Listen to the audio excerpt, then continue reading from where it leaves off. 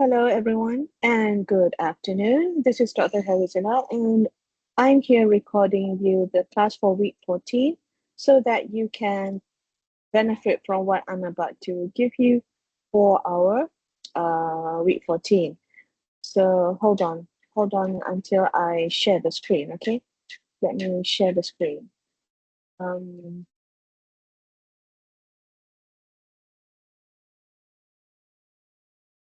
okay, the purpose of my recording today is to talk about on how to come up with your conclusion.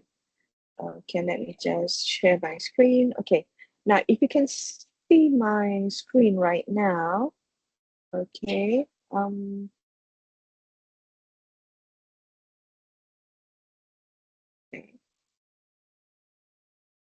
if you hopefully can see what I'm about to share with you, okay, is that today we're going to talk about preparing speech outline. I've already shared with you introduction, so I'm not going to talk about introduction today. I'm going to go straight to conclusion. So for the introduction, I've already given you the types of introductions that you can share. But basically, today we're going to go straight to the conclusion. Now, most of you may already have the concluding remarks that you want to give for your speech, right? So, this is what you can do to make your speech more presentable, more argumentative, more persuasive in nature. Okay, because it is speak to persuade, it is not an informative speech, and it is a speech that makes people change the way they think or the way they do things. Okay. Now, first of all, is talking about appealing to action. Now, this is a sample of a text where we talk about appeal to action. We talk about how people can try to find ways to think about, oh, this is something I never thought about, for example. Okay. So when you talk about appealing to action, why do you try to read this text? Okay. We have to stop thinking someone else will change the world. We've got to get it that we are the ones. As you drive home tonight, okay, sorry, let me just make this a little bit bigger so that you can see. Okay, as you drive home tonight, remember to live while you climb and outstretch that hand to help another woman, another girl. Let's be women who are agents of change. Will you be that woman? Okay, so appeal to action. Try to make, when you give a speech, try to make it that other people can also contribute to your speech. Okay, you're not just talking by yourself, you're also talking with the audience, you're bringing the audience with you. Okay, that's number one. So number two is emotional impact. Okay, now emotional impact can be quite tricky, but it works for those of you who have the ability to write in an emotional kind of way, poetic, who can write in a moving that kind of makes people move. Okay, in their in when they listen to you, they feel, oh, they feel sad or they feel funny. It can be happy, but most of the time when you talk about emotional, it's always making people really? Okay. So making people emotional. Not just you being emotional, but it's also the listeners, the speakers, the audience also feel emotional. Now let's read this together. I ask again, how long could you take walking into that hospital room and looking at your brother or father in a coma, knowing he would rather be allowed to die in a natural death than be kept alive in such degrading manner? I've crossed that doorstep. I've gone into that hospital room, and let me tell you, it's hell. I think it's time we reconsider our law concerning euthanasia, don't you? Okay, so give that emotional impact. Try to how do you know it's emotional? Try it out. Write a text that's that would have possibly make people feel emotional, and try to get feedback from your friends. Try to get your own peers, your roommates listen to you, and try to see what works and what doesn't work. The best judges of your speeches are your listeners, so get people to watch you. Okay, it can be online even, no problem. Okay, now the third one is the story. Now, this is quite popular. A lot of people are good at writing stories. So, this is one example of a story. So, if you want to write a story at the conclusion, that's okay. but make sure that you're not adding a new point, because we are not adding new points. We're just concluding. We are just telling the story. Okay, no new points, remember, only adding the story. Now let's read this text together. It is now more than 3 years since Greg received his bone marrow transplant. In that time, he has changed from a very sick young boy to a busy, healthy, active young man. Greg says of his donor, "Without her, I wouldn't be here today. I owe my whole life and everything I ever accomplished to her." Through bone marrow donation, all of us have the opportunity to make that kind of contribution. So if we look at this story, we are clear that the topic here is on bone marrow donation, or basically on organ donation. So this is a persuasive speech on how to contribute to organ donation. Okay, so this is a story. Now, the number four, the fourth type of changing belief is a belief that people may disagree on. I think not many of you chose this, but nevertheless, I'm still going to talk about this. Okay, so in changing a belief, it's not easy because most of the time people are fixed in their belief. People are fixed in the way that they live, and they don't want to change. It's like when in the morning you always have nasi lemak, and suddenly I want you to take oatmeal, a lot of people don't want to take oatmeal. Even rice, when you take white rice all the time, now I want you to take brown rice. A lot of people don't like brown rice, but what if I tell you to take brown rice? Okay, so making people change a belief is not easy. So this is one of the ways. Okay, but this is on capital punishment. Okay, let's read this together. In conclusion, we must realize that capital punishment is discriminatory. We must realize that capital punishment is immoral. And finally, we must realize that capital punishment is not an effective deterrent to crime. I would urge all of you who support capital punishment to reassess your views and to see its injustice, its immorality, and its ineffectiveness as a deterrent to crime. I feel like a lawyer a little bit, a little bit.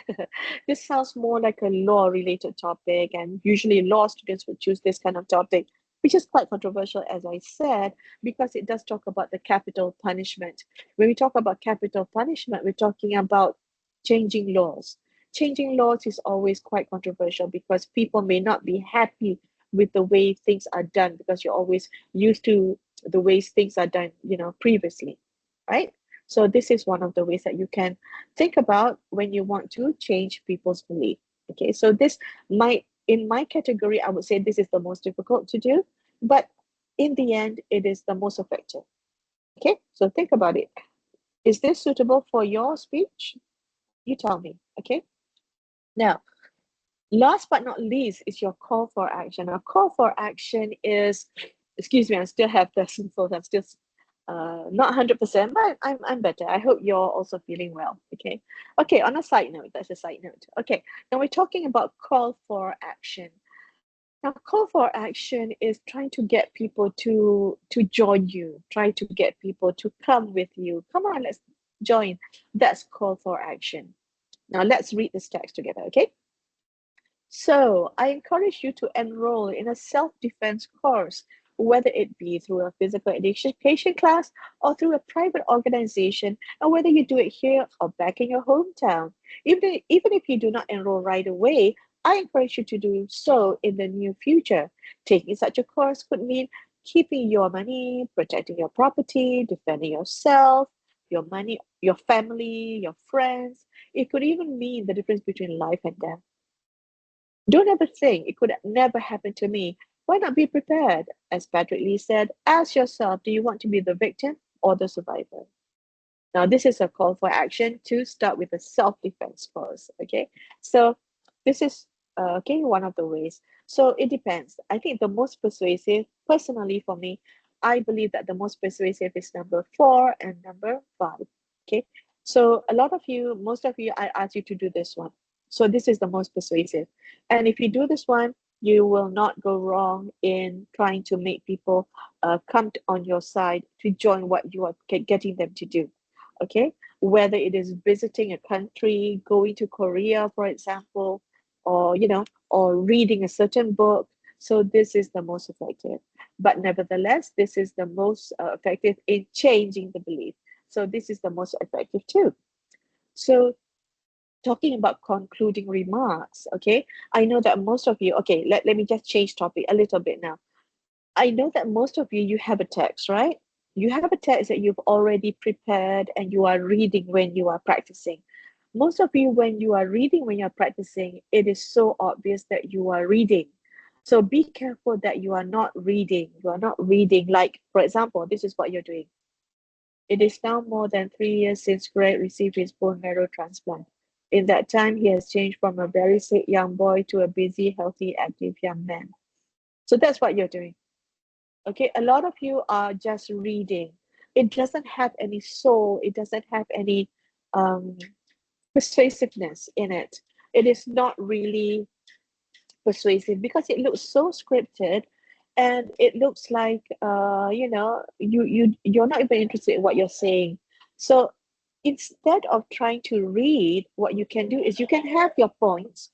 You can have your points in front of you, whether I don't know how you arrange it. You can have on the side of your laptop, okay? But do not read everything. Don't read everything. So try to read, try to get the idea. Okay, let's say you already have the script, you already have the story. So let's say you want to use the story, but you wanted to make it more casual. Okay, okay. Now that, let's say this is my text. Okay, now we're talking about how to read. Okay, so what you can do is you can say, okay, let's say we are recording. Let's say we are recording, and this is your text. So what you can do is you can say, it has been now more than 3 years since Greg received his bone marrow transplant. During that time, he has changed from a very sick young boy to a busy, healthy, and active young man. Do you see how I kind of changed it a little bit? It doesn't have to be 100%, but the idea is still there. Let me continue. Now, Greg says to one of his donors, without her, I wouldn't be here today. No, I owe my whole life, and everything I ever accomplished is because of her. Through bone marrow donation, all of us have the opportunity to make that kind of contribution to ourselves. So, see, you have your script, but you don't have to read everything. You can adapt it. The thing is, you have to be able to speak in English well so that you can be creative in how you want to fashion the way that you say things. The problem is, if you are not used to speaking in English, if you are not used to it, the problem is you might be reading. And when you read, I know when you're reading, and don't say that I don't know. I know that when you're reading, because it's very obvious when you're reading. When you're reading, and then you ask me, Doctor, why did I get B for my Speak to Persuade? Because you're reading. A lot of students, when they do this course, they ask me, Doctor, why did I get B plus? Why did I get B? Okay, because my SPM I got A. But the thing is, when you are doing your presentation, you are speaking while you are reading, and it shows very much. Okay, it's not authentic. Okay, so when you do that, you are going to get low marks. So be careful. Be careful. Do not read. Okay. So we've talked about two things today. One is the concluding remarks. We've looked at the types of concluding remarks, and I also shared with you about not reading when you are presenting. So please be careful with presenting while reading. And I know you can't avoid but doing it, but the best thing is for you to keep on practicing and keep on speaking in English so that it doesn't sound like you are scripted so much. Okay. So that's about it for today, and I hope that you understand what I'm trying to deliver. And that's about it for this week. So keep the practices coming, and good luck to all of you. Okay, bye bye everyone. Assalamualaikum and goodbye.